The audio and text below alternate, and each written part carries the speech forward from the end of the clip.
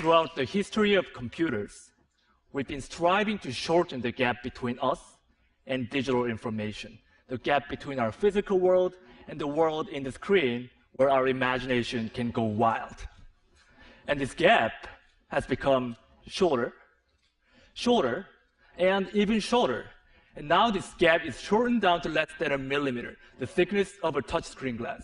And the power of computing has become accessible to everyone.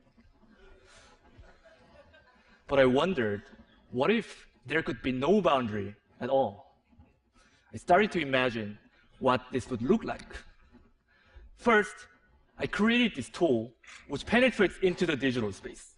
So when you press it hard on the screen, it transfers its physical body into pixels.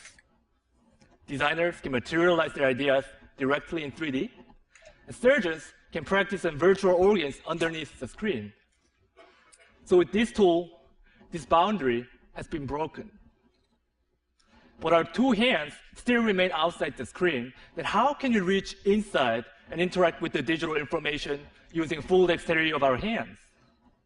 At Microsoft Applied Sciences, along with my mentor, Katie Blanche, I redesigned the computer and turned a little space above the keyboard to a digital workspace. By combining a transparent display and depth cameras for sensing your fingers and face, now you can lift up your hands from the keyboard and reach inside this 3D space and grab pixels with your bare hands. Because Windows and files have the position in the real space, selecting them is as easy as grabbing a book off your shelf. Then you can flip through this book while highlighting the lines, words on the virtual touchpad below each floating window. Architects can stretch or rotate the models with their two hands directly. So in these examples, we are reaching into the digital world. But how about reversing this role and having the digital information reach us instead?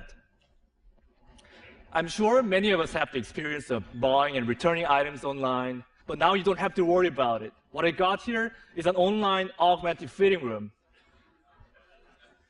This is a view that you get from head-mounted or see-through display when the system understands the geometry of your body.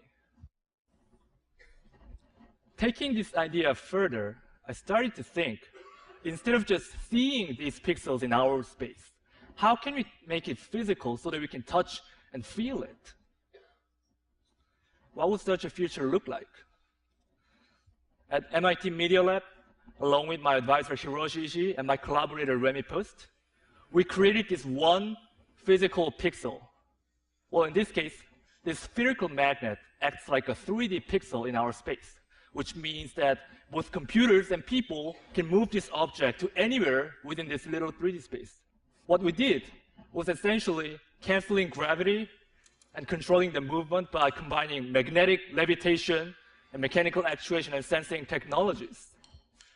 And by digitally programming the object, we're liberating the object from constraints of time and space, which means that now human motions can be recorded and played back and left permanently in the physical world.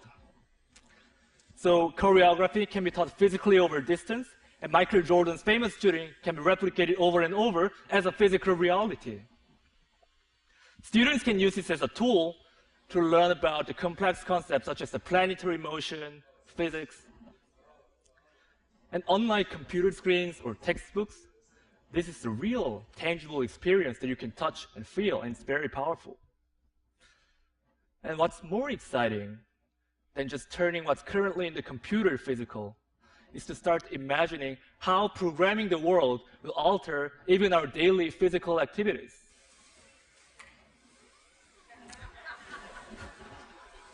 As you can see, the digital information will not just show us something, but it will start directly acting upon us as a part of our physical surroundings without disconnecting ourselves from our world. Today, we started by talking about the boundary. But if we remove this boundary, the only boundary left is our imagination. Thank you.